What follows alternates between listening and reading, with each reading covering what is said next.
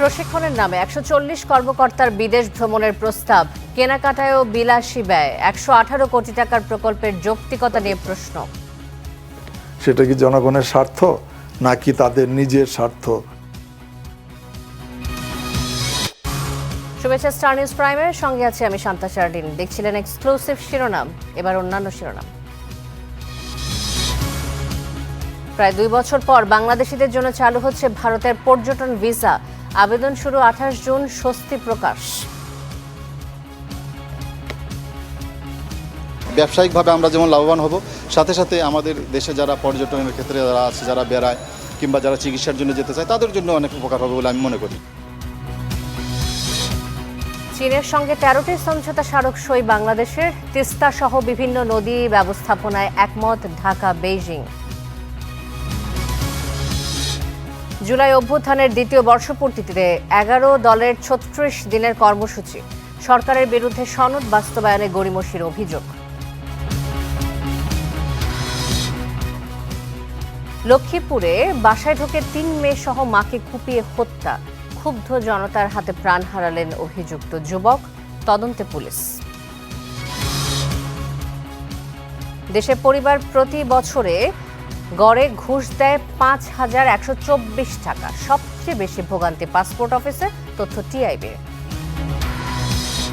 শক্তিশালী ২ ভূমিকম্পে কাঁপল ভেনেজুয়েলা, ধ্বংসস্তূপে পরিণত কারাকাস, সে পর্যন্ত ১৬৪ জনের মৃত্যু, প্রাণহানি বাড়ার শঙ্কা। বিশ্বকাপের বিগ ম্যাচে রাতে জার্মানির প্রতিপক্ষ ইকুয়েডর, চমক দেখানো কিউরাসাওয়ের মুখোমুখি আইভরি কোস্ট, জাপান ডাচের শীর্ষে ওঠার লড়াই।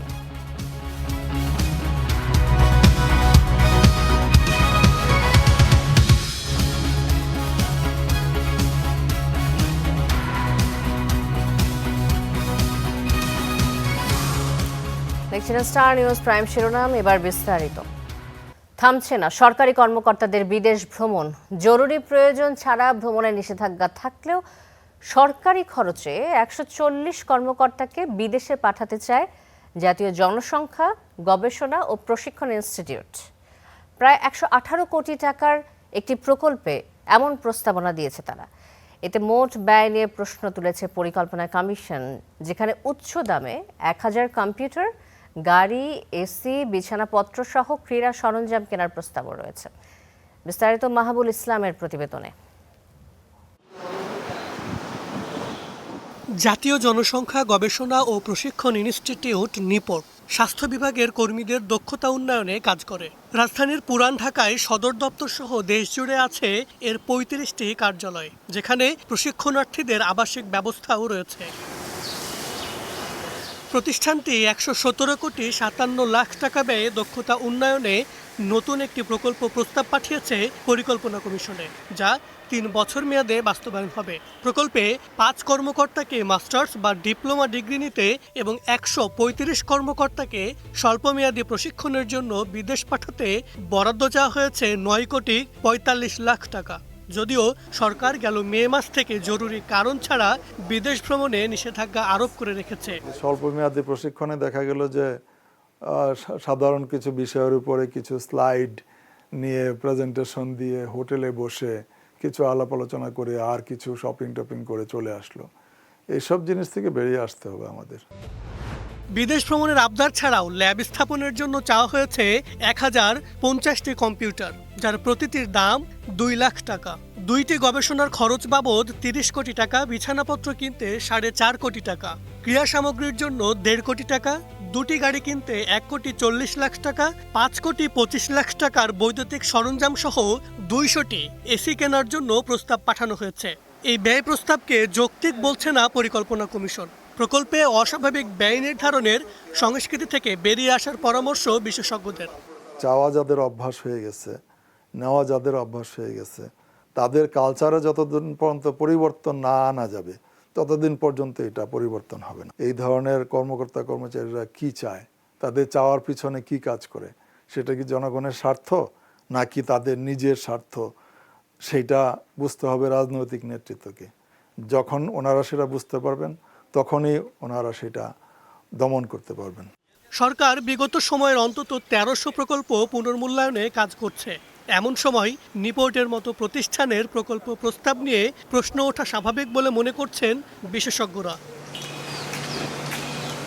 মাহাবুল ইসলাম, স্টার নিউজ, ঢাকা।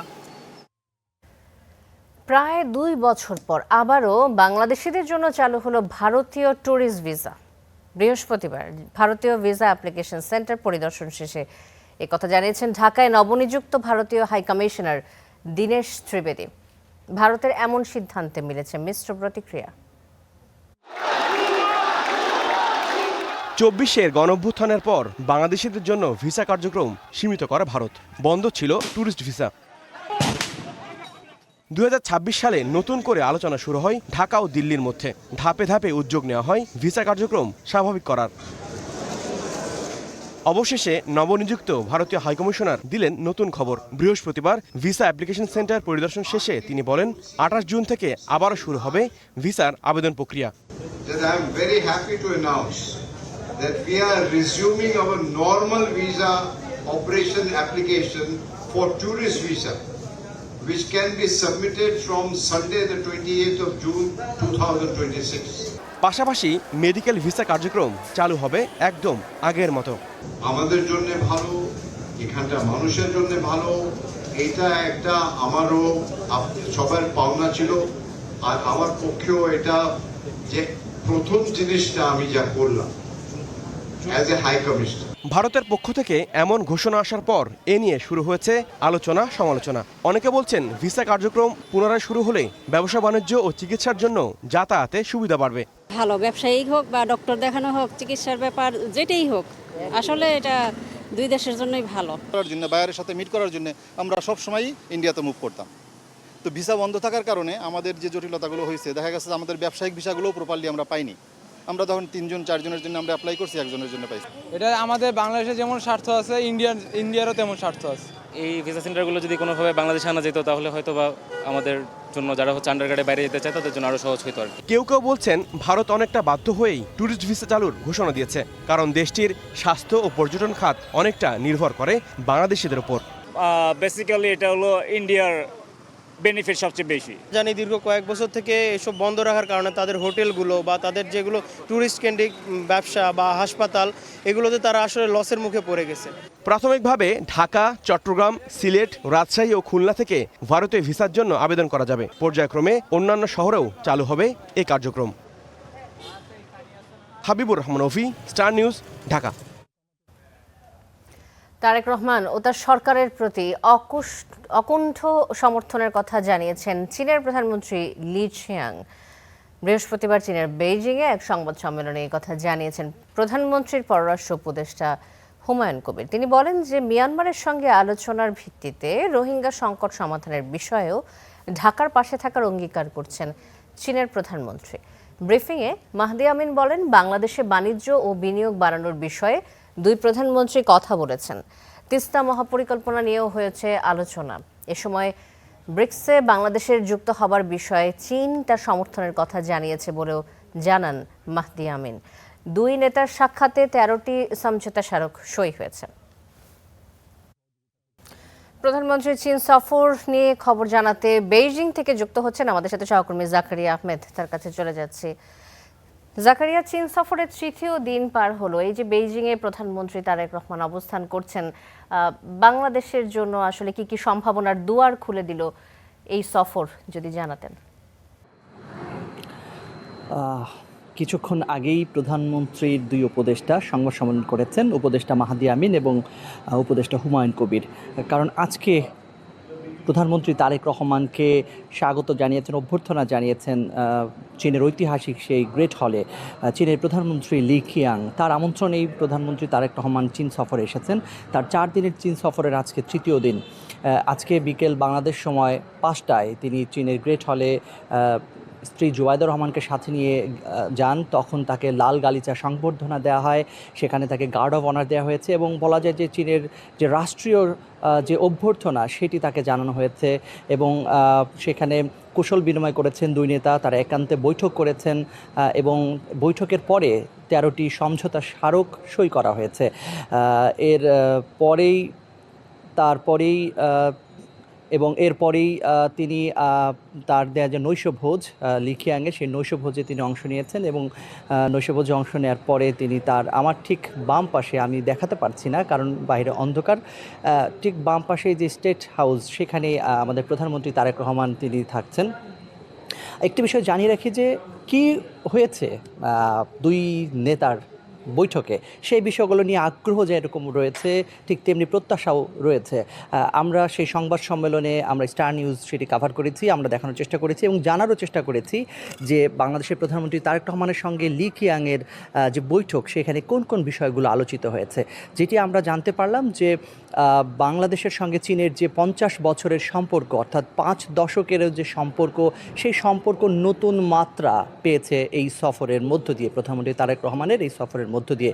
এবং প্রধানমন্ত্রীর পররাষ্ট্র বিষয়ক উপদেষ্টা হুমায়ুন কবির যেটি জানিয়েছেন যে চীনের পক্ষ থেকে এই বিষয়টি নিশ্চিত করা হয়েছে নির্বাচিত সরকার হিসেবে তারেক রহমান এবং বিএনপি সরকারের প্রতি চীনের অকুণ্ঠ সমর্থন রয়েছে এবং সহযোগিতার যে হাত তারা বাড়িয়েছেন সেই সহযোগিতার হাতকে আরও সুদৃঢ় করতে চায় চীন এবং বাংলাদেশের ব্রিক্সে যোগ দেওয়ার বিষয়ে চীনের যে ইতিবাচক অবস্থান, চীনের যে সমর্থন সেটি ব্যক্ত করেছেন লি কিয়াং। এই বিষয়গুলো নিশ্চিত করা হয়েছে।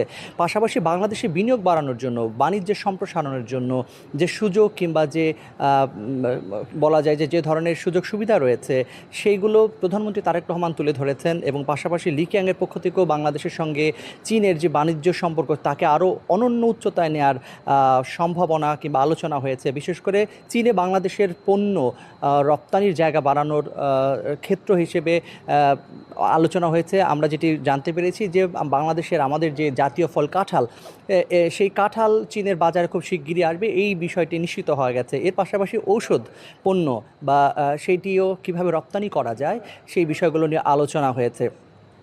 আজকের এই বৈঠকের মধ্য দিয়ে বেশ 13টি সমঝোতা স্মারক সই করা হয়েছে এবং আগামীকালকে যেটি সবচেয়ে গুরুত্বপূর্ণ বৈঠক সেটি চীনের প্রেসিডেন্ট শি জিনপিংয়ের সঙ্গে বৈঠক রয়েছে প্রধানমন্ত্রী তারেক রহমান। এবং এই বৈঠক শুধুমাত্র কূটনৈতিক আনুষ্ঠানিকতা নয়, বরং এর বৈঠকের প্রত্যেকটি মুহূর্ত, প্রতিটি কর্মোদ্যমের দিকে তাকিয়ে আছে বাংলাদেশের 20 কোটি মানুষ। কারণ এই সফর সফল হলেই সফল হবে বাংলাদেশ এবং প্রধানমন্ত্রী সফল হলেই বাংলাদেশে এগিয়ে যাবে তার নতুন মাত্রায়। তো এই ছিল আমার কাছে এই চীন সফরের, প্রধানমন্ত্রীর চীন সফরের সবশেষ। বেইজিং থেকে আমি এখন চলে যাচ্ছি ঢাকার স্টুডিওতে। জাকারিয়া, ধন্যবাদ আপনাকে। জাকারিয়া আহমেদ আমাদের সাথে যুক্ত হয়েছিলেন প্রধানমন্ত্রীর চীন সফর নিয়ে জানাতে, বেইজিং থেকে যুক্ত হয়েছিলেন তিনি। যাচ্ছে পরের খবরে। এর আগে চীনের পানি সম্পদ মন্ত্রী লি গোইয়েং এর সঙ্গে বৈঠক করেন প্রধানমন্ত্রী তারেক রহমান। বৃহস্পতিবার চীনের স্থানীয় সময় দুপুর 12টায় বেইজিংয়ের রাষ্ট্রীয় অতিথি ভবন ডিআইউইতাইয়ে এই বৈঠক হয়। এ সময় তিস্তা সহ বাংলাদেশের বিভিন্ন নদীর ব্যবস্থাপনায় সহযোগিতা বৃদ্ধির বিষয়ে একমত হয়েছে চীন। এছাড়া বন্যার ঝুঁকি মোকাবেলা, পরিবেশ সুরক্ষা এবং পানি সম্পদের যথাযথ ব্যবস্থাপনায় চীন সরকারের সহযোগিতা কামনা করেন প্রধানমন্ত্রী। পাশাপাশি বাংলাদেশের তিস্তা ব্যবস্থাপনা প্রকল্পে চীন সরকারের কারিগরি সহায়তা প্রত্যাশা করেন তিনি।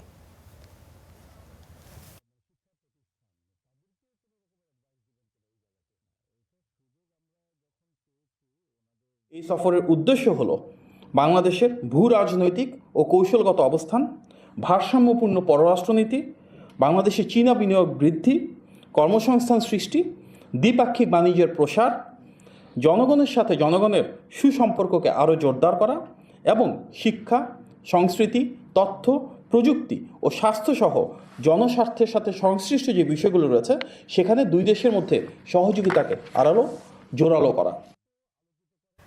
চীন সফরের তৃতীয় দিনে বেইজিংয়ে চীনা ব্যবসায়ী ও শিল্প গোষ্ঠীর সামনে বাংলাদেশের নতুন অর্থনৈতিক সম্ভাবনা তুলে ধরলেন প্রধানমন্ত্রী তারেক রহমান। বিনিয়োগ বান্ধব সংস্কার, ব্যবসা সহজীকরণ এবং দীর্ঘমেয়াদী অংশীদারিত্বের বার্তা দিয়ে চীনা উদ্যোক্তাদের বাংলাদেশে বিনিয়োগের আহ্বানও জানান তিনি। চীন সফরের তৃতীয় দিন বেইজিংয়ে বিডার উদ্যোগে বিনিয়োগ ফোরামের সভায় অংশ নেন প্রধানমন্ত্রী। তাতে চীনা বিনিয়োগকারী, শিল্পোদ্যোক্তা ও ব্যবসায়ীদের সামনে বাংলাদেশের অর্থনৈতিক রূপান্তর ও বিনিয়োগ সম্ভাবনার চিত্র তুলে ধরেন তিনি। এ সময় প্রধানমন্ত্রী বলেন, বাংলাদেশ এখন অর্থনৈতিক ও প্রশাসনিক সংস্কারের মধ্য দিয়ে এগিয়ে যাচ্ছে। বিনিয়োগকারীদের জন্য আরও সহজ, স্বচ্ছ ও প্রতিযোগিতামূলক পরিবেশ নিশ্চিত করতে সরকারের অবস্থানও তুলে ধরেন তিনি।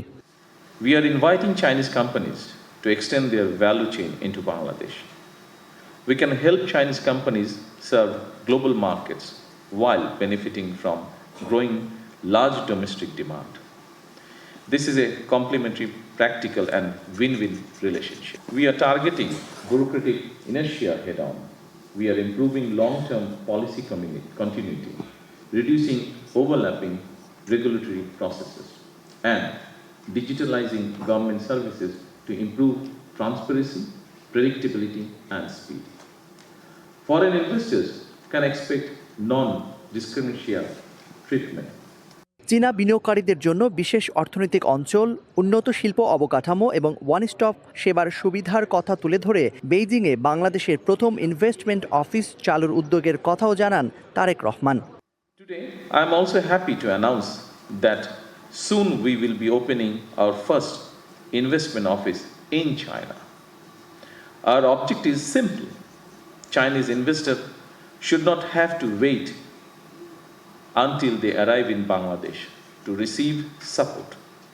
We want to be closer to you, speak to you more regularly, and help you move faster from interest to decision. Bangladesh ও চীনের মধ্যে বিদ্যমান কৌশলগত সহযোগিতাকে আরও গভীর ও টেকসই অর্থনৈতিক অংশীদারিত্বে রূপ দেওয়ার আহ্বান জানান সরকার প্রধান। My government issues an unwavering commitment to you. Your investment will be valued, your concern will be heard, and your growth will be supported through a more responsive investment ecosystem. Move forward from this forum with a shared determination to transfer the opportunities in this region towards a long-term sustainable growth, economic development, and mutual prosperity for both Bangladesh and China. এছাড়াও চীনের রাষ্ট্রীয় অতিথি ভবনে প্রধানমন্ত্রীর সঙ্গে দেশটির ব্যবসায়ী সহ একাধিক প্রতিনিধি দল সাক্ষাৎ করেন। বেইজিংয়ের আকাশে আজ শুধু রাষ্ট্রীয় সফরের পদধ্বনি নয়, শোনা যাচ্ছে আগামীর বাংলাদেশের সম্ভাবনার প্রতিধ্বনিও।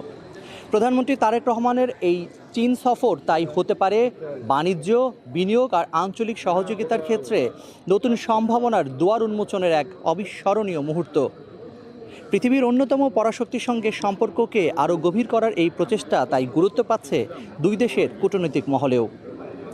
বেইজিংয়ের প্রতিটি বৈঠক, প্রতিটি কর্মদিনের দিকে তাই আস্থা, আশা আর নতুন দিনের স্বপ্ন নিয়ে তাকিয়ে আছে বাংলাদেশ।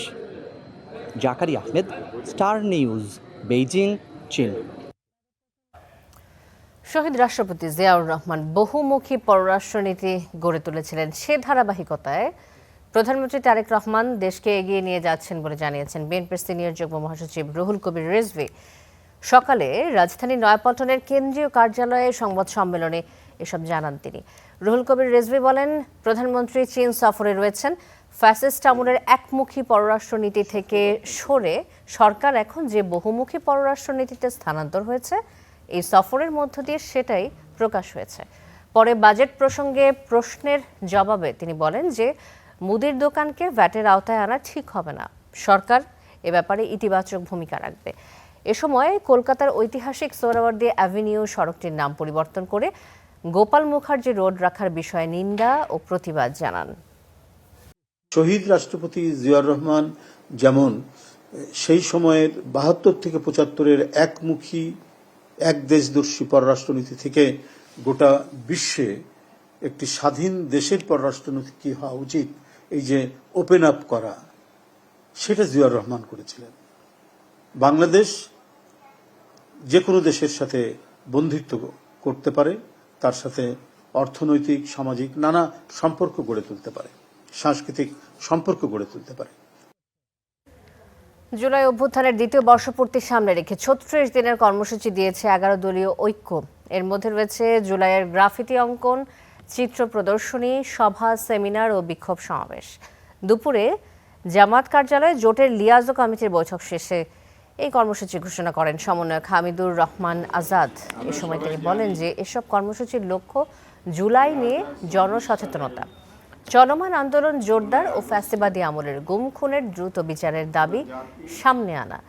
এর আওতায় ১ থেকে ১৫ জুলাই ঢাকা ও ঢাকার বাইরে হবে সেমিনার, ৫ আগস্ট হবে সারা দেশে বিক্ষোভ মিছিল। হামিদুর রহমান আজাদের অভিযোগ, বর্তমান সরকার জুলাইয়ের পট পরিবর্তনের পর ক্ষমতায় এলেও গণভোট ও জুলাই সনদ বাস্তবায়নে গড়িমসি করছে। আমরা সবাই জানি শাহবাগ, ধানমন্ডি, মোহাম্মদপুর, উত্তরা, বাড্ডা, রামপুরা, মিরপুর বিভিন্ন জায়গায় অসংখ্য ঘটনা ঘটেছে। সেই ঘটনাস্থলগুলোতে আমরা বিভিন্ন দিন তারিখ নির্ধারণ করে আমরা মহানগরী সংসদের সমন্বয় করে রাজধানীতে সমাবেশ করব স্মৃতিচারণমূলক। আমাদের 8টা ডিক্লার প্রোগ্রাম আছে। 4 জুলাই সারা দেশে রাজধানী ব্যতীত সকল মহানগরী এবং জেলাতে বিক্ষোভ। এনসিপির সদস্য সচিব ও রংপুর 4 আসনের সংসদ সদস্য আক্তার হোসেন বলেছেন যে জনগণ গণভোটের মাধ্যমে সংবিধান সংস্কার পরিষদ ও স্বাধীন বিচার বিভাগের রায় দিলেও সরকার এ ব্যাপারে কিছু বলছে না। সুশাসন প্রতিষ্ঠা করতে না পারলে আইএমএফ যেভাবে মুখ ফিরিয়ে নিয়েছে জনগণও সেভাবে মুখ ফিরিয়ে নেবে। বৃহস্পতিবার বিকেলে সংসদের বাজেট অধিবেশনে তিনি আরও বলেন যে খেলাপি ঋণের আইনি জটিলতার কারণে 2জন এমপির শপথ না নেওয়া বিষয়ে এখনও কোনো ব্যাখ্যা দেয়নি সরকার। এদিকে যারা ঋণ খেলাপি, ব্যাংক দখল করেছে, গণতন্ত্রের পথ রুদ্ধ করেছে, গুম খুনের বৈধতা দিয়েছে, তাদের বিরুদ্ধে বিএনপিকে কঠোর হওয়ার আহ্বান জানিয়েছেন এনসিপির দক্ষিণাঞ্চলের মুখ্য সংগঠক ও কুমিল্লা 4 আসনের সংসদ সদস্য হাসনাত আব্দুল্লাহ। তিনি বলেন যে প্রধানমন্ত্রী প্রতিশোধ পরায়ণ হননি, এটিকে স্বাগত জানাই, কিন্তু প্রতিশোধ পরায়ণ না হওয়া আর সুবিচার নিশ্চিত না করা এক নয়। বিরোধী দলের মানুষ এটা নিয়ন্ত্রণ করছে, এটা হচ্ছে কি একটা, এবং এই পরিস্থিতিতে করা খুব কঠিন। মাননীয় স্পিকার, ধন্যবাদ আমাকে। যারা ঋণ খেলাপি, যারা ব্যাংকগুলোকে দখল করেছে, যারা গণতন্ত্র পথকে রুদ্ধ করেছে, যারা গুম খুনের বৈধতা উৎপাদন করেছে, তাদের বিরুদ্ধে আমরা অন্তত বিএনপি থেকে স্ট্রিক্ট আমরা অ্যাকশন দেখতে চাই। মাননীয় স্পিকার, জনগণ গণভোটের রায় দিল, জনগণ এখানে সংবিধান সংস্কার পরিষদ গঠনের জন্য রায় দিল, এখনো পর্যন্ত সরকারি দল সংবিধান সংস্কার পরিষদের কথা তারা বলছে না। জনগণ স্বাধীন বিচার বিভাগের জন্য রায় দিয়েছে, এখনো পর্যন্ত সরকার দল সেটার ব্যাপারে কিছু বলছে না। দেশে পরিবার প্রতি বছরে গড়ে ঘুষ দিতে হয় 5,124 টাকা। সবচেয়ে বেশি ভোগান্তি পাসপোর্ট অফিসে। এ তথ্য দিচ্ছেন টিআইবির থানা জরিপ। তারা বলছে যে 2023 সালের তুলনায় 2025-এ ঘুষের পরিমাণ বেড়েছে 1,729 কোটি 90 লাখ টাকার বেশি, যা জিডিপির 0.23%। রাষ্ট্রীয় সেবা হওয়ার কথা সহজ ও হয়রানি মুক্ত, তবে বাস্তবতা হলো এই সেবা পেতে ঘুষ, দালাল, অনিয়ম পিছু ছাড়ছে না। টিআইবির খানা জরিপও বলছে 2023-এর তুলনায় বেড়েছে ঘুষ, দুর্নীতির বিস্তার, আর সবচেয়ে বেশি দুর্ভোগ পাসপোর্ট অফিসে। তাদের জরিপ বলছে 2023 সালে দুর্নীতির শিকার ছিলেন 70.9% মানুষ। 2025-এ তা বেড়ে দাঁড়িয়েছে 81.6%, আর পাসপোর্ট অফিসে এই হার 84.4%, যা দেশে সবচেয়ে শীর্ষে। দ্বিতীয় অবস্থানে রয়েছে বিআরটিএ, যেখানে ঘুষ দিতে হয়েছে 79.3% মানুষকে, আর বছরে পরিবার প্রতি গড়ে ঘুষ দিয়েছে 5,124 টাকা। 2025 সালে জাতীয় পর্যায়ে প্রাক্কলিত ঘুষের পরিমাণ 12,633 কোটি 2 লাখ টাকা। 2023 সালের তুলনায় তা 1,729 কোটি 90 লাখ টাকা বেশি। 2024-25 অর্থ বছরে এই ঘুষের পরিমাণ জিডিপির 0.23%। এই সময়ে ঘুষ দিতে বাধ্য হয়েছেন 98.1% সেবাগ্রহীতা। তাদের মধ্যে 81.5% বলছেন ঘুষ না দিলে কাঙ্ক্ষিত সেবা পাওয়া যায় না, আর 61.3% মনে করেন সেবা নিতে দুর্নীতি এখন স্বাভাবিক বিষয়। টাকার অঙ্কে তা একটি পরিবারের গড় আয়ের 1.7%। টিআইবির এই জরিপ আরও জানাচ্ছে স্বাস্থ্যসেবা ও ভূমি খাতে নিয়ম বহির্ভূত লেনদেন বেড়েছে প্রায় 5 গুণ। শিক্ষা খাতে ঘুষ বেড়েছে 15%, ভর্তি ফিতে ঘুষের হার বেড়ে হয়েছে 8.5 গুণ। আমাদের এই প্রতিবেদনের অন্যতম একটা বিষয় হচ্ছে যে ঘুষ, দুর্নীতি, চাঁদাবাজি, যে চাঁদাবাজিকে বৈধতা দিতে হবে বা দুর্নীতি বলা যাবে না, এই ধরনের ঘোষণা তো আমাদের সরকারের মন্ত্রী একজন অন্তত মন্ত্রী একাধিকবার করেছেন। সেক্ষেত্রে কোনো প্রতিকার হয়নি। এই ধরনের বার্তাগুলো কিন্তু ভুল বার্তাতে আমাদের যে আশাবাদের বিষয়টা, সেই জায়গাটাকে একটু ভঙ্গুর অবস্থানে ঠেলে দেয়। দুর্নীতির বিচার না হওয়া এবং দুর্নীতিগ্রস্তদের পুরস্কৃত করার সংস্কৃতিকেই দুর্নীতি বাড়ার কারণ বলছে এই খানা জরিপ। আমরা মনে করি যে এটি একটা ধারাবাহিকতা। এই যে দুর্নীতির বিচার হয় না, প্রতিরোধ হয় না, প্রতিকার হয় না, এবং দুর্নীতিকে স্বাভাবিকতা দেওয়া হয়, যেটা আমাদের গবেষণায় এসছে। মানুষকে যারা দুর্নীতি করে তাদেরকে এমনকি পুরস্কৃত করা হয়, এটাও উদ্যোক্তারা বলেছেন। এটি হচ্ছে যে বিকাশমান যে চিত্র, সেটার অন্যতম কারণ। বিভাগভিত্তিক হিসাবে সবচেয়ে বেশি দুর্নীতির শিকার হয়েছে ময়মনসিংহ, যার হার ৮৮.৯%, আর সবচেয়ে বেশি ঘুষের লেনদেন হয়েছে খুলনায় ৭৩.৬%। কাজেই তাদের মধ্যে এক ধরনের অ্যাপিটাইট থাকবে, আকাঙ্ক্ষা থাকবে, পরিস্থিতির পরিবর্তন হোক, সেটা আমাদের প্রত্যাশা। Munnaf Rashid, Star News, Dhaka. মেহেরপুর সীমান্তে নারী সহ ১০ জন পুশিনের চেষ্টা করেছে বিএসএফ, তবে বিজিবির বাধায় ভেস্তে যায় সেই চেষ্টা। এদিকে পুশিনের জন্য নওগাঁ সীমান্তে জড়ো করা ৯ জনকে ফিরিয়ে নিয়েছে ভারত। বিজিবি জানায় যে গত রাতে মেহেরপুরের শওড়াতলা সীমান্তে আলো নিভিয়ে নারী সহ ১০ জন বাংলাদেশে ঠেলে দেওয়ার চেষ্টা করে ভারতীয় সীমান্তরক্ষী বাহিনী বিএসএফ। বিষয়টি বুঝতে পেরে বাধা দেয় বিজিবি। পরে ওই ৭ জন ভারতের সীমান্তের দিকে চলে যায়।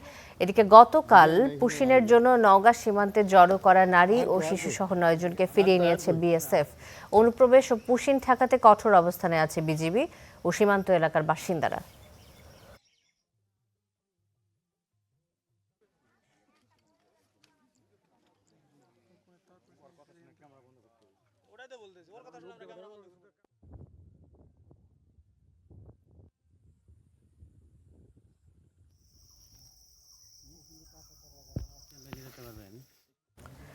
লক্ষ্মীপুরের রায়পুরে মা ও ৩ মেয়েকে কুপিয়ে হত্যা করা হয়েছে। এই ঘটনার পর ক্ষুব্ধ জনতার গণপিটুনিতে মারা গেছে অভিযুক্ত যুবক। ঘটনার তদন্তে নেমেছে পুলিশ। বাবাহারা পরিবারে ৩ মেয়ে আর মায়ের প্রাণ গেছে ঘাতকের অস্ত্রের আঘাতে। সকালে লক্ষ্মীপুরের রায়পুর পৌর এলাকায় এ ঘটনা। সকালেই নিহত হয়েছেন মা শাহিনুর বেগম, বড় মেয়ে কলেজ ছাত্রী শাইমা আক্তার আর ছোট মেয়ে শিফা আক্তার। যে ওর আম্মু আর ওর বন্ধু, যে বড় দুইজন রে ওরা নিয়ে যাইতেছে। পরে আমি ওদের বাসায় ঢুকছিলাম আর দেখছিলাম ছোট মেয়েটারে। পরে আমি সহ আরেকজনে ওই ছোট মেয়েটারে উড়ে নিছি। ধারালো অস্ত্রের আঘাতে গুরুতর আহত হন মেজ মেয়ে কলেজ ছাত্রী ইকরা আক্তার। উন্নত চিকিৎসার জন্য ঢাকায় নেয়ার পথে মৃত্যু হয়েছে তারও। অন্যদিকে জড়িত সন্দেহে অজ্ঞাত এক যুবককে গণপিটুনি দিয়েছে উত্তেজিত জনতা। হাসপাতালে নেয়ার আগেই মৃত্যু হয় তারও। এই ফুল আগে ওই 4 তলা ভাড়া ছিল 2 মাস, 2 মাস পরে চলে গেছে 8 মাস হইব। এখন এই ফুলে এখানে কি কারণ আছে তাও তো জানি না, দেখিনি আমরা। পুলিশও সরকার ধরছে, ধরার পথে প্রায় 1.5-2 ঘন্টা যাবত আপনার এই পুলিশের লোকজন বেশি, তো পাবলিক বেশি দেখে পাবলিকের সামনে আঁকবে না, আনে নাই। পাবলিক উত্তেজিত পুলিশের কাছে ডিল মারা হয়েছে। খবর পেয়ে ঘটনাস্থলে যায় পুলিশ। উত্তেজিত জনতাকে থামাতে গিয়ে ইট পাটকেলে আহত হয়েছেন পুলিশের 7 সদস্য। একই পরিবারের মা এবং 3 মেয়ে গুরুতর জখম হয়েছিল ও 2 জন জায়গায় মারা গেছেন, মা এবং ছোট মেয়ে। আর বড় মেয়েটা হাসপাতালে নেওয়ার পরে মারা গেছে, আর মেজো মেয়েটা তাকে ঢাকায় রেফার করা হয়েছে, সে এখনো পথে আছে আর কি। কয়েক বছর আগে বিদ্যুৎ স্পৃষ্ট হয়ে মারা যান শাহিনুর বেগমের স্বামী মোহাম্মদ কামাল। এরপর থেকে ছেলে মেয়েদের নিয়ে এই ভাড়া বাসাতেই থাকতেন Shahinur Begum. Desk report, star news. রাজধানীর বাস টার্মিনালগুলো যেন অনিয়ম আর অরাজকতার আরেক নাম। যেখানে সেখানে যাত্রী ওঠানামা আর প্রধান সড়ক দখল করে পার্কিংয়ে বাড়ছে যানজট, বাড়ছে ভোগান্তি। নগরবাসীর দাবি দ্রুত টার্মিনালগুলো শহরের বাইরে নেয়ার। দুর্ভোগ কমাতে সরকার টার্মিনাল সরানোর পরিকল্পনা করলেও বিশেষজ্ঞরা এর কার্যকারিতা নিয়ে সন্দিহান। আল কাসিরের রিপোর্ট দেখুন।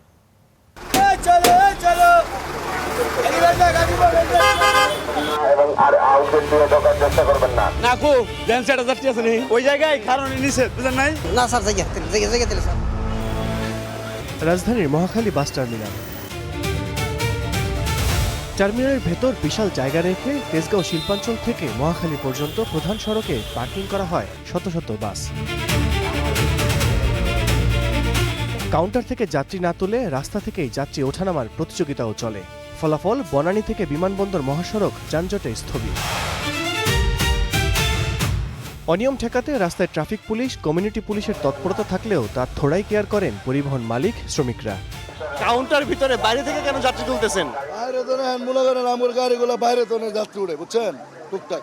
ওই জায়গায় শৌখিন খাড়া রয়েছে, আমি একদম জ্যামে আছি, বুঝলেন, প্যাকেট রাস্তা বন্ধ, তাই উড়ে লইলাম। কিছু অপরাধ হয় যে সিলি অপরাধ, হয়তো একটা যাত্রী উঠাবে বা একজন বৃদ্ধ মহিলা উঠবে বা একজন রোগী উঠাবে, ওই ক্ষেত্রে আমরা একটু এক্সকিউজ করি।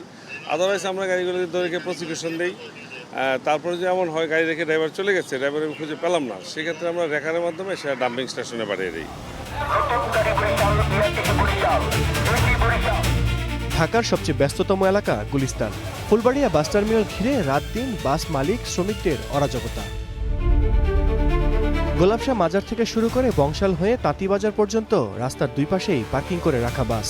একে তো টার্মিনালের ভেতরে জায়গা কম, তার উপর কোনো বাস কোম্পানির নিজস্ব পার্কিং নেই। ইচ্ছামতো যাত্রী ওঠানামার কারণে নাজেহাল মানুষ।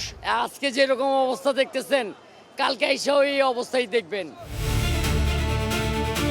টার্মিনাল ঘিরে সমস্যার সমাধানে এগুলো সরানোর উদ্যোগ নিতে যাচ্ছে সরকার। ফুলবাড়িয়া থেকে আমরা কেরানীগঞ্জ, আর গাবতলীকে হেমায়েতপুর, আর মহাখালীটাকে আমরা পূর্বাচল, অস্থায়ী ভিত্তিতে এখানে নেওয়া হচ্ছে। সরকারের এমন সিদ্ধান্তের দ্রুত বাস্তবায়ন নিয়ে সন্দেহ প্রকাশ করছেন বিশেষজ্ঞরা। যদি টার্মিনাল সরানোও যায়, তখন দরকার হবে আধুনিক ব্যবস্থাপনা। টার্মিনালগুলিকে আপনি চালু করেন, শহরের মধ্যে যে টার্মিনালগুলি আছে, টিকিট কাউন্টারগুলি যদি সুশৃঙ্খল করা যায়, তাহলে যাত্রীরা টার্মিনাল থেকে উঠবে। তাহলে হবে কি, এটা একটা টেকসই সমাধান হবে। কারণ আমরা পুরো টার্মিনাল যদি সরিয়ে নিয়ে যাই, তাহলে হবে কি, শহরতলিতে যাত্রী নামিয়ে দেওয়ার পর এই যাত্রীরা শহরতলি থেকে যে শহরের মধ্যে ঢুকবে, এই কানেক্টিভিটি বা আন্তঃসংযোগ, এটাও কিন্তু একটা মাথা ব্যথার কারণ হয়ে দাঁড়াবে। কারণ শহরের মধ্যেই তো বাস আমরা ঠিক করতে পারিনি। 2021 সালে প্রথম ঢাকার টার্মিনালগুলো নগরীর বাইরে নেওয়ার উদ্যোগ নেন প্রয়াত মেয়র আনিসুল হক, কিন্তু এতদিনেও এর সিকিভাগ বাস্তবায়ন হয়নি। এখন বিএনপি সরকার এ নিয়ে কি সমাধান দেয়, সেটি দেখার বিষয়। আল কাসির, স্টার নিউজ, ঢাকা। নগরবাসী সচেতন না হলে ডেঙ্গু প্রকোপ কমানো সম্ভব নয় বলে মন্তব্য করেছেন স্থানীয় সরকার প্রতিমন্ত্রী মীর শাহে আলম। বৃহস্পতিবার রাজধানীর জিগাতলা এলাকায় ঢাকা দক্ষিণ সিটি কর্পোরেশনের বিশেষ অভিযানের নেতৃত্ব দেন প্রতিমন্ত্রী। এ সময় স্থানীয় তরুণদের সঙ্গে নিয়ে খুঁজে দেখেন কোথায় কোথায় জমছে এডিসের লার্ভা। হাসপাতালে বাড়ছে ডেঙ্গু রোগীর ভিড়। দিন দিন পরিস্থিতি জটিল হচ্ছে। এডিস মশার কামড়ে ডেঙ্গু জ্বরে আক্রান্ত হয়ে গত 24 ঘন্টায় মারা গেছেন আরও 2 জন। চলতি বছরে এখন পর্যন্ত প্রাণহানি হয়েছে 12 জনের। এমন পরিস্থিতিতে মাঠে নেমেছে ঢাকার 2 সিটি কর্পোরেশন। ডেঙ্গুর নিয়ন্ত্রণে চলছে জোর অভিযান। বৃহস্পতিবার স্থানীয় সরকার প্রতিমন্ত্রী মীর শাহে আলমের নেতৃত্বে জিগাতলা বাস স্ট্যান্ড কলোনিতে অভিযান চালায় ঢাকা দক্ষিণ সিটি কর্পোরেশন। অভিযানে স্থানীয় তরুণদের সঙ্গে নিয়ে প্রতিমন্ত্রী খুঁজে দেখেন কোথায় কোথায় জমছে এডিসের লার্ভা। এ সময় তিনি তরুণদের সচেতন হওয়ার আহ্বান জানান। এটা কিন্তু এডিস মশা, এগুলাই কামড় দিলে তোমাদের ডেঙ্গু চিকুনগুনিয়া হবে না। এগুলো উৎপত্তি স্থল বাবা। এই যে ফুলের টপ টপ তোমরা রাখছো, যদি দেখো সৌন্দর্য জন্য রাখছো, কিন্তু এগুলো পানিগুলো ফালাই দিতে হবে, পানি রাখা যাবে না তো বর্ষাকালে। একই সাথে জিগাতলা এলাকায় চলে ভ্রাম্যমাণ আদালত। 2টি নির্মাণাধীন ভবনে মেলে এডিস মশার লার্ভা। অসচেতনতার দায়ে ভবন মালিকদের 1 লাখ টাকা জরিমানা করা হয়। দ্রুত ময়লা আবর্জনা পরিষ্কারের নির্দেশ দেন প্রতিমন্ত্রী। এটা একটা গণপূর্ত স্টাফ কোয়ার্টার। আমরা পায়ে হেঁটে যেতে তো হঠাৎ মনে করলাম যে ভিতরে গিয়ে আসি, এত বাজে অবস্থা এখানে। গণপূর্ত তারা কোনো পরিষ্কার পরিচ্ছন্নতার অবস্থা নাই, এখানে ড্রেন ব্যবস্থা নাই। এবং আমরা এখান থেকে যে ফুলের টব, বালতি, বিভিন্ন জায়গা থেকে আপনাদের উপস্থিতিতে স্বচ্ছ পানি নিয়ে পরীক্ষা করে দেখলাম, এখানেও এই কোয়ার্টারের মধ্যেও শত শত লার্ভা। প্রতিটি ওয়ার্ডেই এই চিরুনি অভিযান অব্যাহত থাকবে বলে জানিয়েছে সিটি কর্পোরেশন। তবে নগরবাসী সচেতন না হলে ডেঙ্গুর এই প্রকোপ কমানো অসম্ভব বলে মনে করেন প্রতিমন্ত্রী। Suman Mahmud, star News, Dhaka. দেশের 82 লাখ মানুষ কোনো না কোনোভাবে মাদকের সঙ্গে জড়িত বলে জানিয়েছেন স্বরাষ্ট্রমন্ত্রী সালাউদ্দিন আহমেদ। মাদক বিরোধী অভিযানের যুগোপযোগী আইন প্রণয়ন বাজেট অধিবেশনে প্রস্তাব ওঠানো হবে। আলাদা ট্রাইব্যুনাল গঠনের কথাও ভাবছে সরকার, এমনটাই জানান স্বরাষ্ট্রমন্ত্রী। মাদকের অপব্যবহার ও অবৈধ পাচার বিরোধী আন্তর্জাতিক দিবস শুক্রবার। এ উপলক্ষে দেশব্যাপী বর্ণাঢ্য কর্মসূচি আয়োজনের প্রস্তুতি নিয়েছে সরকার।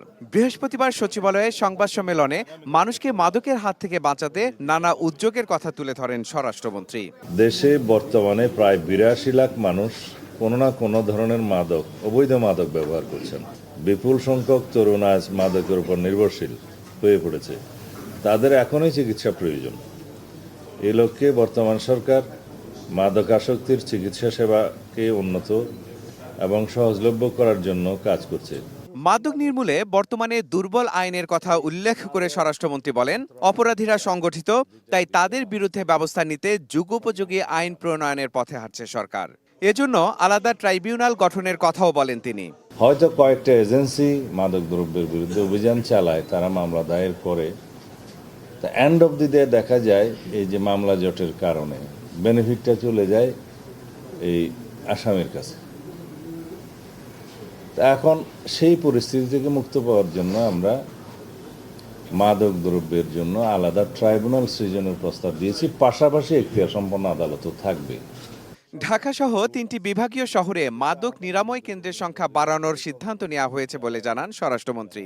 1413 কোটি টাকা ব্যয়ে 7টি বিভাগীয় শহরে চট্টগ্রাম, রাজশাহী, খুলনা, বরিশাল, রংপুর, সিলেট ও ময়মনসিংহ 200 শয্যা বিশিষ্ট মাদকাসক্তি নিরাময় ও পুনর্বাসন কেন্দ্র নির্মাণ শীর্ষক প্রকল্পের কার্যক্রম শুরু হয়েছে।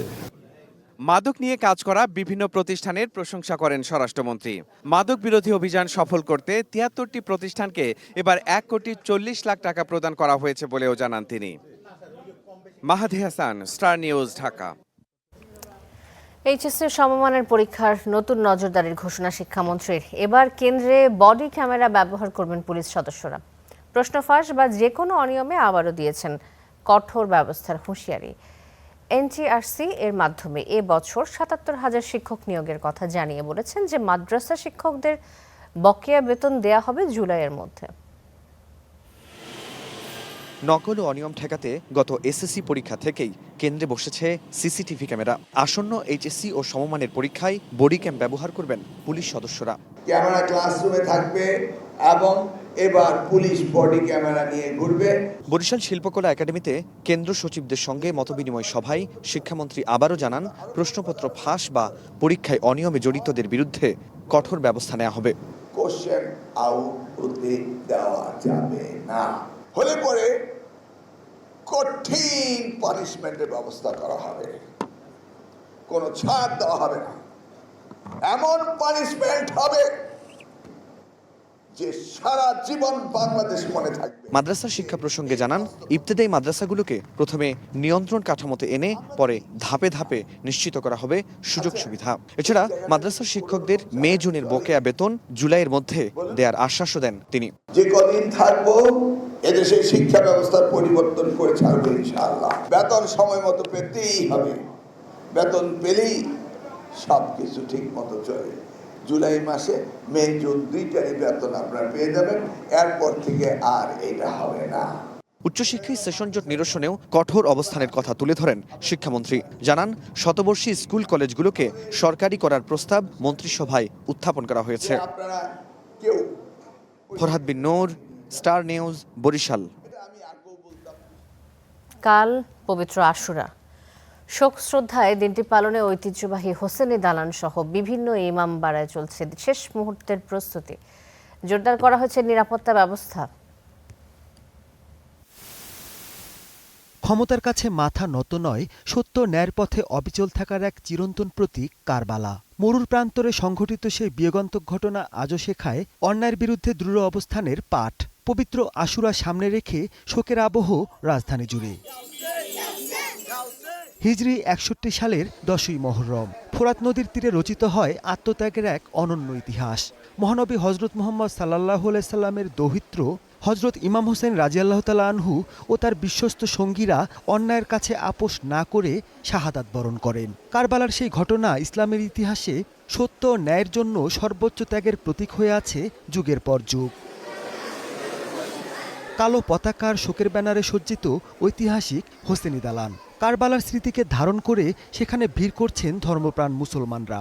তাদের বিশ্বাস, ইমাম হোসেন রাদিয়াল্লাহু তাআলা আনহু-এর আত্মত্যাগ মানবতার জন্য এক অনন্ত প্রেরণা, যা অন্যায় ও জুলুমের বিরুদ্ধে সংগ্রামের শক্তি যোগায় প্রতিনিয়ত। মুহাম্মাদি দ্বীন রক্ষার্থে উনি ওনার জীবন উৎসর্গ করেছেন এবং উনি শহীদ হয়েছেন। ওনার পরিবার সমস্ত কিছু কুরবানি করেছেন এই মুহাম্মাদি ধর্মের উপরে। ইমাম হোসেন ন্যায়ের পক্ষে অন্যায়ের বিরুদ্ধে লা ইলাহা ইল্লাল্লাহু মুহাম্মাদুর রাসূলুল্লাহ সাল্লাল্লাহু আলাইহি ওয়াসাল্লাম জিন্দা করার লক্ষ্যে যুদ্ধ করিয়াছিলেন। যারা নবী করিম সাল্লাল্লাহু আলাইহি সাল্লামের উম্মত, তাদের জন্য এটা 10ই মুহররম হচ্ছে গভীর শোকের। পবিত্র আশুরা উপলক্ষে শেষ মুহূর্তের প্রস্তুতিতে ব্যস্ত ঢাকার ইমামবাড়া। বিশেষ করে জিয়ারতি যারা আসে ভক্ত, তারা যেন কষ্ট না পায়, আমাদের ভলেন্টিয়ার কাজ করে সেবা দেওয়ার জন্য, জিয়ারতিদেরকে সেবা পাচ্ছে, কোনো কমপ্লেইন নাই। শুক্রবার পবিত্র আশুরার দিন রাজধানী জুড়ে অনুষ্ঠিত হবে বিভিন্ন ধর্মীয় অনুষ্ঠান। এসব কর্মসূচি ঘিরে নেওয়া হয়েছে কঠোর নিরাপত্তা ব্যবস্থা। Mahmudul Hasan, Star News, Dhaka. কৃষিভিত্তিক বিশেষ প্রতিবেদনের জন্য প্রত্যেক পত্রিকা, অনলাইন নিউজ পোর্টাল এবং টেলিভিশন, এই 3 ক্যাটাগরিতে মিডিয়া অ্যাওয়ার্ড পেলেন মোট 9 সাংবাদিক। সকালে রাজধানীর ফার্মগেটে বাংলাদেশ কৃষি গবেষণা কাউন্সিলের কনফারেন্স রুমে নির্বাচিত সেরা 9 জন সাংবাদিকের হাতে এ অ্যাওয়ার্ড, সনদ ও চেক তুলে দেওয়া হয়। অনুষ্ঠান আয়োজন করে বাংলাদেশ এগ্রিকালচার রিপোর্টার্স ফোরাম। আয়োজকরা জানান, কৃষি বিষয়ে সাংবাদিকতায় বিশেষ অবদানের স্বীকৃতি প্রদান এবং কৃষি সাংবাদিকতাকে উৎসাহিত করার লক্ষ্যে প্রথমবারের মতো এ অ্যাওয়ার্ড দেওয়া হয়েছে। এতে সহযোগিতা করেছে নাবিল গ্রুপ।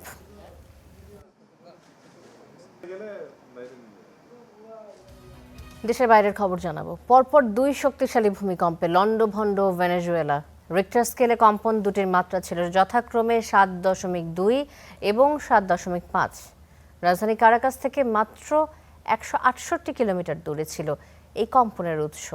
সামাজিক যোগাযোগ মাধ্যমে ভাসছে কারাকাস সহ বিভিন্ন শহরের ক্ষয়ক্ষতি ও মানুষের আহাজারির চিত্র।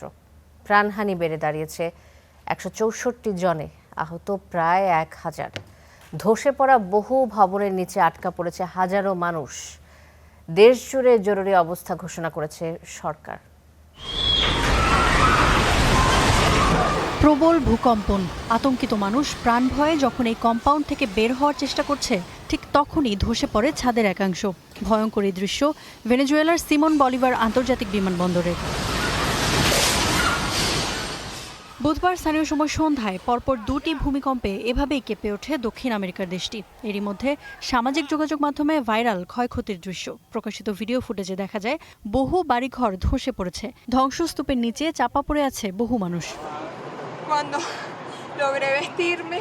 আমার ঘরের সব দেয়াল ফেটে গেছে, কোনো মতে বের হয়েছি। চারদিকে এত ধুলা ও ধোঁয়ার মেঘ ছিল যে কোনো কিছুই দেখা যাচ্ছিল না।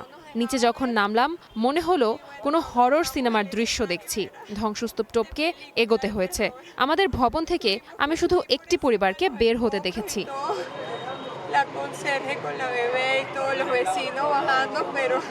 মার্কিন ভূতাত্ত্বিক বিভাগ USGS এর তথ্য অনুযায়ী স্থানীয় সময় সন্ধ্যা 6টায় অনুভূত হয় প্রথম কম্পনটি, যার মাত্রা 7.1। এর ঠিক পরেই 7.5 মাত্রার আরও একটি শক্তিশালী কম্পনে কেঁপে ওঠে ভেনেজুয়েলা। কম্পনগুলোর উৎপত্তিস্থল রাজধানী কারাকাস থেকে প্রায় 168 কিলোমিটার পশ্চিমে। প্রথম ভূমিকম্পটির গভীরতা ছিল 13 কিলোমিটার আর দ্বিতীয়টির গভীরতা 10 কিলোমিটার। দেশটির স্বরাষ্ট্রমন্ত্রীর তথ্যমতে খুব শক্তিশালীভাবে কম্পন অনুভূত হয়েছে ক্রুহিয়া, ইয়ারাকুই, কারাবাবো, আরাগুয়া, মিরান্ডা, কারাকাস এবং লাগুইরা অঙ্গরাজ্যে। কম্পন দুটির পর অন্তত 20টি আফটার শক অনুভূত হয়েছে। ভূমিকম্পের পর ব্যাপকভাবে ব্যাহত হচ্ছে ইন্টারনেট ও মোবাইল নেটওয়ার্ক। বিদ্যুৎ, পানি ও গ্যাস সরবরাহ বন্ধ রয়েছে অনেক স্থানে। বন্ধ ঘোষণা করা হয়েছে স্কুল, কলেজ। এমন পরিস্থিতিতে দেশ জুড়ে জরুরি অবস্থা জারি রয়েছে। এটি একটি ট্র্যাজেডি। পরপর 2টি শক্তিশালী মাত্রার ভূমিকম্পের পর পরিস্থিতি মোকাবিলায় জরুরি অবস্থা ঘোষণা করা হচ্ছে। হতাহতদের পরিবারের প্রতি আমার গভীর সমবেদনা ও শোক। এই দুঃসময় কাটিয়ে উঠতে আমি ঐক্যের আহ্বান জানাই। এই ভূমিকম্পকে 1967 সালের পর সবচেয়ে ভয়াবহ বলে অভিহিত করছে দেশটি। ভূমিকম্পে 1 লাখ পর্যন্ত প্রাণহানি হতে পারে বলে শঙ্কা প্রকাশ করেছে USGA। কম্পন অনুভূত হয়েছে দক্ষিণ আমেরিকার দেশ Colombia, Trinidad and Tobago, Japan সহ আশপাশের আরও কয়েকটি দেশে। ভূমিকম্পের পর পুয়ের্তো রিকো এবং মার্কিন ভার্জিন দ্বীপপুঞ্জের জন্য সুনামি সতর্কতা জারি করেছিল যুক্তরাষ্ট্রের জাতীয় আবহাওয়া পরিষেবা। তবে কয়েক ঘন্টা পর তুলে নেওয়া হয় তা। ইফাতিরা, স্টার নিউজ। এদিকে জাপানের উত্তর পূর্ব উপকূলে 6.9 মাত্রার শক্তিশালী ভূমিকম্প আঘাত এনেছে। তবে এতে হতাহত বা ক্ষয়ক্ষতির কোনো খবর পাওয়া যায়নি। নিরাপত্তার স্বার্থে কিছু ট্রেন চলাচল সাময়িকভাবে বন্ধ রাখা হয়। বৃহস্পতিবার আঘাত হানা ভূমিকম্পটির উৎপত্তিস্থল ছিল ইওয়াতে উপকূলের কাছে ভূপৃষ্ঠের প্রায় 50 কিলোমিটার গভীরে। আবহাওয়া সংস্থার তথ্য অনুযায়ী সুনামির আশঙ্কা না থাকলেও কিছু এলাকার সমুদ্রপৃষ্ঠের সামান্য পরিবর্তন দেখা যেতে পারে বলে জানানো হয়। ভূমিকম্পের পর পরিস্থিতি পর্যবেক্ষণে একটি জরুরি টিম গঠন করা হয়েছে। প্রয়োজন হলে দ্রুত ত্রাণ ও উদ্ধার কার্যক্রম পরিচালনার প্রস্তুতি নেওয়া হয়েছে বলেও জানিয়েছে দেশটির সরকার।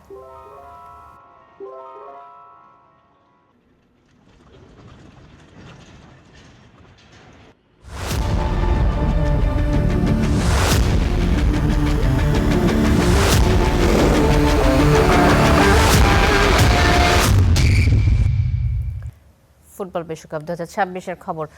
ই গ্রুপের বিগ ম্যাচে রাত 2টায় 4বারের বিশ্ব চ্যাম্পিয়ন জার্মানির প্রতিপক্ষ কনমেবলের দল ইকুয়েডর। একই সময়ে আগের ম্যাচে চমক দেখানো কিউরাসাও লড়বে আফ্রিকান জায়ান্ট আইভরি কোস্টের বিপক্ষে। ভোর 5টায় এফ গ্রুপের শীর্ষস্থান দখলের লড়াইয়ে নেদারল্যান্ডস, তিউনিসিয়া আর এশিয়ান প্রতিনিধি জাপানের প্রতিপক্ষ সুইডেন। 2 ম্যাচে 6 পয়েন্ট নিয়ে ই গ্রুপের শীর্ষে ডায়মন্ড শাফট। প্রতিপক্ষের জালে তারা দিয়েছে 9 গোল। দারুণ ছন্দে মুসিয়ালা উন্দাভ। অন্যদিকে কনমেবল অঞ্চলে দ্বিতীয় হলেও বিশ্বকাপে খুঁজে পাওয়া যাচ্ছে না ইকুয়েডরকে। 2 ম্যাচে 1 পয়েন্ট নিয়ে তারা আছে টেবিলের 3-এ। কঠিন সমীকরণ আছে এফ গ্রুপেও। সেরা হতে হলে জয় চাই নেদারল্যান্ডসের। প্রতিপক্ষ 2 ম্যাচে 9 গোল হজম করা তিউনিসিয়া। জাপান সুইডেন লড়াইয়ের জয়ী দল নিশ্চিত করবে নকআউট। ড্র হলে 2 দলই যাবে পরের রাউন্ডে।